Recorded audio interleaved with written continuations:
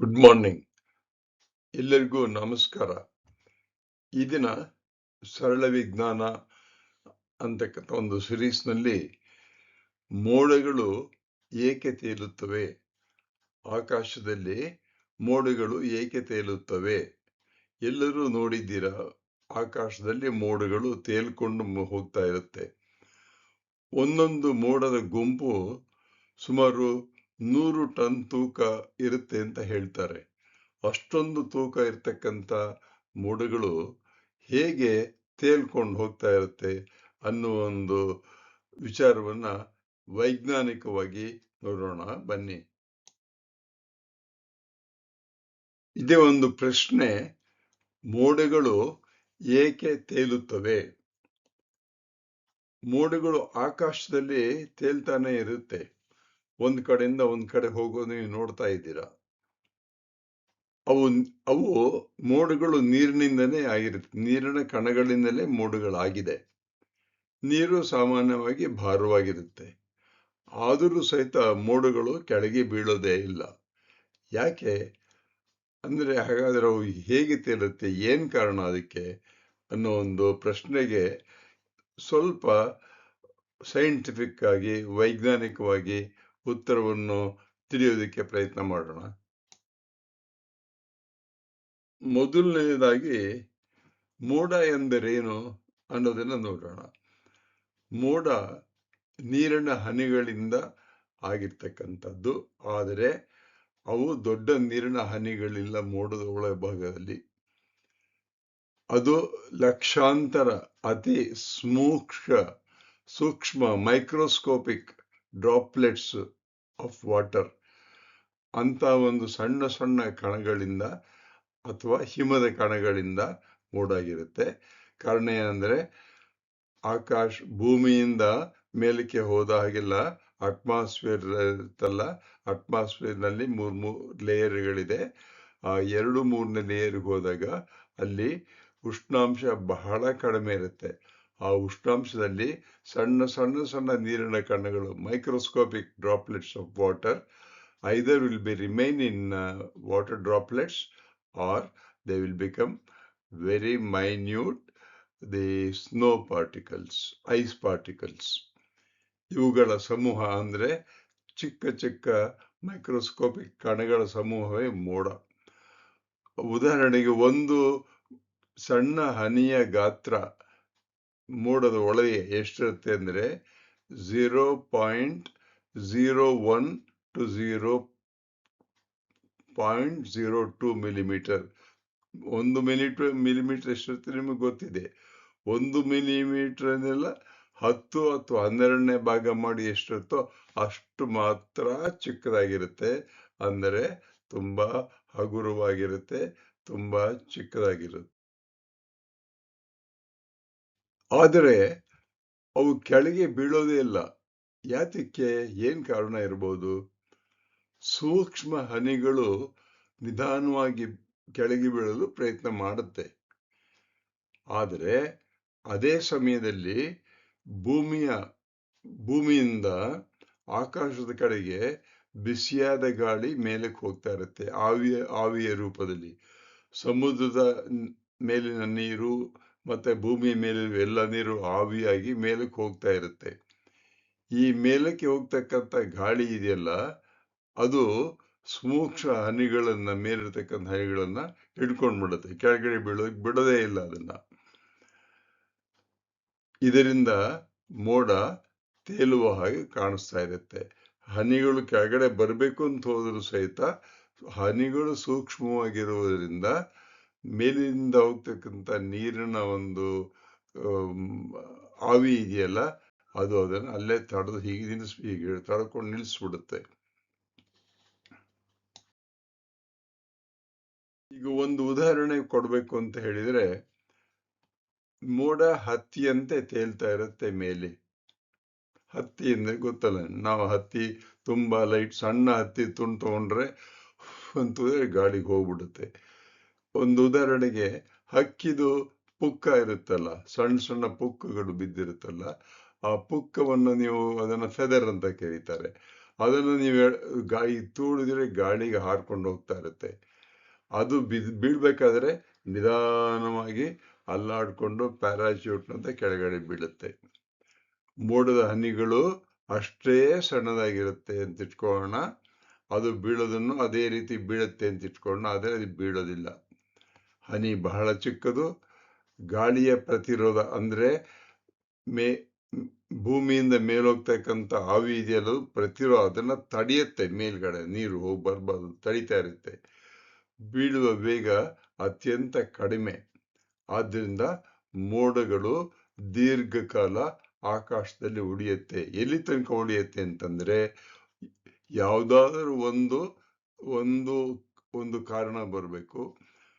ಭೂಮಿಯಿಂದ ಹೋಗ್ತಕ್ಕಂಥ ಗಾಳಿ, ಬಿಸಿಯ ಗಾಳಿ ಕಡಿಮೆ ಆಗಬೇಕು, ತಂಪಾಗಬೇಕು. ಆ ರೀತಿ ಆಗ್ಬೇಕಾಗುತ್ತೆ. ಈ ಒಂದು ಪಾಯಿಂಟ್ ಅನ್ನು ಪುನಃ ರಿಪೀಟ್ ಮಾಡ್ತಾ ಇದ್ದೇನೆ.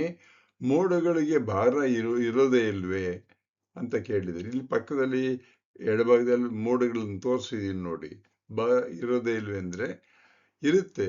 ಆಶ್ಚರ್ಯಕರ ಸಂಗತಿ ಏನು ಅಂದ್ರೆ, ಒಂದು ಸಾಮಾನ್ಯ ಮೋಡದ ತೂಕ ಸಾವಿರಾರು ಮೋಡಗಳಿರ್ಬೋದು. ಒಂದು ದೊಡ್ಡ ಮೋಡ ಅದನ್ನು ನಾವು ನೋಡಿದಾಗ ಅದರಲ್ಲಿ ನೂರಾರು ಟನ್ನುಗಳಷ್ಟು ನೀರಿನ ಕಣಗಳಿರ್ಬೋದು. ಆದರೆ ಆ ತೂಕ ಲಕ್ಷಾಂತರ ಕೋಟ್ಯಾಂತರ ನೀರಿನ ಹನಿಗಳ ಸೂಕ್ಷ್ಮ ಹನಿಗಳಿಂದ ಹಂಚಿಕೊಂಡಿರುತ್ತೆ. ಎಲ್ಲಾ ಕಡೆಗೂ ಹಂಚಿಕೊಂಡ್ಬಿಟ್ಟಿರುತ್ತೆ. ನೀವು ಏರೋಪ್ಲೇನಲ್ಲಿ ಹೋಗ್ಬೇಕಾದ್ರೆ ನೋಡಿದ್ರೆ ಮೋಡ ಮೈಲುಗಟ್ಟಲೆ ಕಾಣಿಸ್ತಾ ಇರ್ತವೆ ಉದ್ದಕ್ಕೆ. ಅಷ್ಟರೊಳಗಡೆ ಸೂಕ್ಷ್ಮ ಹನಿಗಳಿರುತ್ತೆ. ಮೋಡಗಳು ಕೆಳಗೆ ಬೀಳುವುದಿಲ್ಲ. ಅದೇ ಹೇಳಿದ್ನಲ್ಲ ಕಾರಣ, ಗಾಳಿ, ನೀರಿನ ಆವಿ, ಬಿಸಿಯ ನೀರಿನ ಆವಿ. ಆದರೆ ಅಕಸ್ಮಾತ್ವಾಗಿ ಸ್ವಲ್ಪ ಭೂಮಿಯ ಹತ್ತಿರ ಜಾಸ್ತಿ ಬಂತು ಅಂತಂದ್ರೆ, ಭೂಮಿಯ ಗುರುತ್ವಾಕರ್ಷಣೆ ಮೋಡವನ್ನು ಎಳೆದು ಮಳೆ ಬರುವ ಹಾಗೆ ಮಾಡುತ್ತೆ.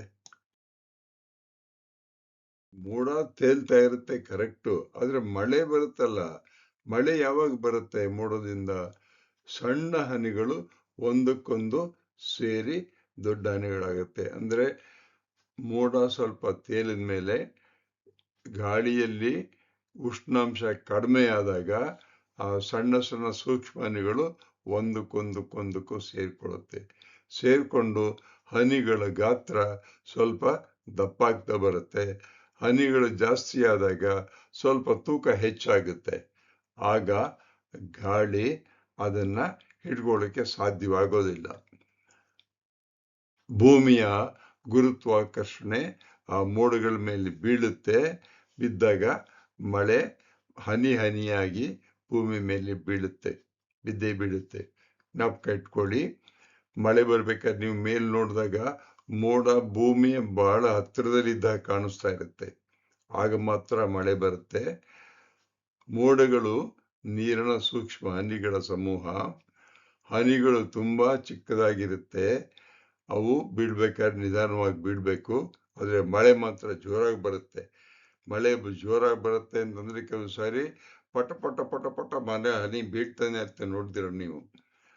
ಯಾಕೆ ಅಂದ್ರೆ ಭೂಮಿಯ ಗುರುತ್ವಾಕರ್ಷಣೆ ಅಷ್ಟೊಂದು ಜೋರಾಗಿ ಬೀಳ್ತಾ ಇರುತ್ತೆ.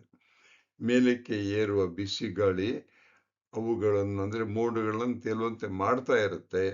ಆದರೆ ಕೆಲವು ಸಾರಿ ಗಾಳಿಗೆ ಆ ಮೋಡಗಳನ್ನ ಹಿಡ್ಕೊಳ್ಳೋ ಶಕ್ತಿನೂ ಹೊರಟೋಗುತ್ತೆ.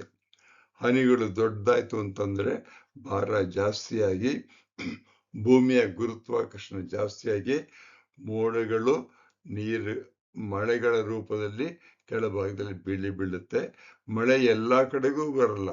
ಮೋಡ ಎಲ್ಲಿ ಜಾಸ್ತಿ ಆಗಿರುತ್ತೋ, ಮೋಡ ಕವಿದಿರುತ್ತೋ ಅಂತ ಹೇಳ್ತೀವಲ್ಲ, ಆಕಾಶ ಕಪ್ಪು ಬಣ್ಣಕ್ಕೆ ಕೆಲವು ಸರಿ ಆಕಾಶ ಅಲ್ಲ, ಮೋಡಗಳು ಕಪ್ಪು ಬಣ್ಣವಾಗುತ್ತೆ. ಆಗ ಬೀಳುತ್ತೆ ಮಳೆ.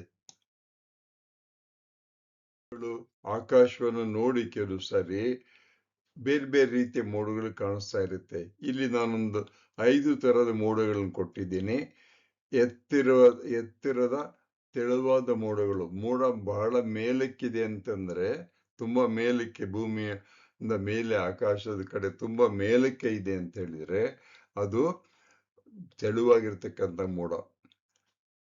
ಹತ್ತಿಯಂತಿರೋ ಮೋಡಗಳು ಕೆಲವಿರುತ್ತೆ, ಅದು ಭೂಮಿಯ ಹತ್ತಿರದಲ್ಲಿರುತ್ತೆ. ಇಲ್ಲಿ ಬಲಭಾಗದಲ್ಲಿ ಬಿಳಿಯ ಮೋಡ ತೋರಿಸಿದೀನಿ ನೋಡಿ, ಅದು ಪದರದಂತೆ ಹರಡಿರುವ ಮೋಡಗಳು. ಮೇಲ್ಭಾಗದಲ್ಲಿ ಕಪ್ಪು ಬಣ್ಣ ಮತ್ತು ಕೆಂಪು ಬಣ್ಣ, ಕೆಂಪು ಕಪ್ಪು ಮಿಶ್ರಿತವಾಗಿರೋ ಮೋಡ ಇದೆ ನೋಡಿ, ಅದು ಸಹಿತ ಮೋಡಗಳು ಪದರವಾಗಿರುತ್ತೆ. ಮೋಡಗಳು ಇನ್ನು ಕೆಲವು ಸಾರಿ ಈ ಎಡಭಾಗದಲ್ಲಿ ತೋರಿಸಿ ನೋಡಿ, ಗುಂಪು ಹತ್ತಿ ರೂಪದಲ್ಲಿ ಕಾಣಿಸ್ತಾ ಇರುತ್ತಲ್ಲ, ಅದು ಏರೋಪ್ಲೇನ್ ಅಲ್ಲಿ ನೀವು ಹೋಗ್ತಾ ಇದ್ರೆ ಆ ರೀತಿ ಮೋಡಗಳು ನಾವು ನೋಡಬಹುದು. ನಾನು ನೋಡಿದ್ದೀನಿ. ಇದು ಡಿಫರೆಂಟ್ ಟೈಪ್ಸ್ ಆಫ್ ಮೋಡಗಳು. ನಾನು ಈ ಮೊದಲೇ ಹೇಳಿದ ಪಾಯಿಂಟ್, ಮೋಡಗಳು ಆಕಾಶದಲ್ಲಿ ಏಕೆ ತೇಲುತ್ತಾ ಇರುತ್ತೆ ಅಂತ ಕೇಳಿದ್ದೆ. ಈ ಚಿತ್ರದಲ್ಲಿ ತೋರಿಸಿದೀನಿ ನೋಡಿ, ಭೂಮಿಯಿಂದ ಅಥವಾ ಸಮುದ್ರದಿಂದ ನೀರು ಆವಿಯಾಗಿ ಮೇಲಕ್ಕೆ ಹೋಗ್ತಾ ಇರುತ್ತೆ. ಅಲ್ಲಿ ನೋಡಿ, ಅಲ್ಲಿ ವೈಟಿಶ್ ಕಾಣಿಸ್ತಾ ಇದೆಯಲ್ಲ, ಅದೆಲ್ಲ ಆವಿಯಾಗಿ ಮೇಲೆ ಹೋಗ್ತಿರ್ತಕ್ಕಂಥ ಗಾಳಿ. ಆ ಗಾಳಿ ಮೋಡಗಳನ್ನ ಹೀಗೆ ತಡೆ ಹಿಡಿದು ನಿಲ್ಲಿಸಿರುತ್ತೆ. ಮತ್ತೆ ಮೋಡ ಭೂಮಿಯಿಂದ ಮೇಲೆ ಚಲಿಸ್ತಾ ಇರುತ್ತೆ. ಅದೇ ಆಕಾಶದಲ್ಲಿ ತೇಲ್ತಾ ಇರ್ತಕ್ಕಂಥ ಮೋಡ. ಈ ಒಂದು ವಿಡಿಯೋ ಚಿತ್ರೀಕರಣವನ್ನು ಮಾಡಬೇಕು, ಮೋಡ ಏಕೆ ತೇಲುತ್ತೆ ಅಂತ ಎಲ್ಲ ಮಕ್ಕಳಿಗೆ ಗೊತ್ತಾಗಬೇಕು ಅನ್ನೋ ಒಂದು ಕಾನ್ಸೆಪ್ಟ್ ಅನ್ನ ನಾನು ಮಾಡಿಕೊಂಡು ಅದಕ್ಕೆ ಡಿಸೈನು ವಾಯ್ಸ್ ಅನ್ನ ಕೊಟ್ಟಿದ್ದೀನಿ. ನಾನು CG ನಾಗರಾಜ. ಇದಕ್ಕೆ ಅಕಾಡೆಮಿಕ್ ಅಸಿಸ್ಟೆನ್ಸು ChatGPT ಇಂದ ತಗೊಂಡಿದ್ದೀನಿ. ಇಮೇಜಸ್ಸು ಗೂಗಲ್ ಮತ್ತು ಕ್ರಿಯೇಟಿವ್ ಕಾಮನ್ಸ್ನವ್ರು ಕೊಟ್ಟಂತ ಚಿತ್ರಗಳನ್ನು ಹಾಕಿದ್ದೀನಿ. ಯೂಟ್ಯೂಬ್ನವ್ರು ಇದನ್ನ ಪಬ್ಲಿಷ್ ಮಾಡೋದಕ್ಕೆ ಅವರಿಗೆ ನನ್ನ ಧನ್ಯವಾದಗಳು. ನನ್ನ ಚಾನಲ್ಲು @ನಾಗರಾಜ ಚಿತ್ರದುರ್ಗ 1938 ಅಂತ ಯೂಟ್ಯೂಬ್ನಲ್ಲಿದೆ. 583 ಯೂಟ್ಯೂಬಿನ ಚಿಕ್ಕ ಎಪಿಸೋಡ್ಸ್ ಇದೆ. ನಿಮಗೆ ಬೇಕಾದಾಗ ದಯವಿಟ್ಟು ನೋಡಿ. ನನ್ನ ಚಾನಲ್ಸ್ಗೆ ನೀವು ಸಬ್ಸ್ಕ್ರೈಬ್ ಮಾಡಿ, ಇದನ್ನು ಬೇರೆಯವರಿಗೂ ಸಹಿತ ಹೇಳಿ. Thank you.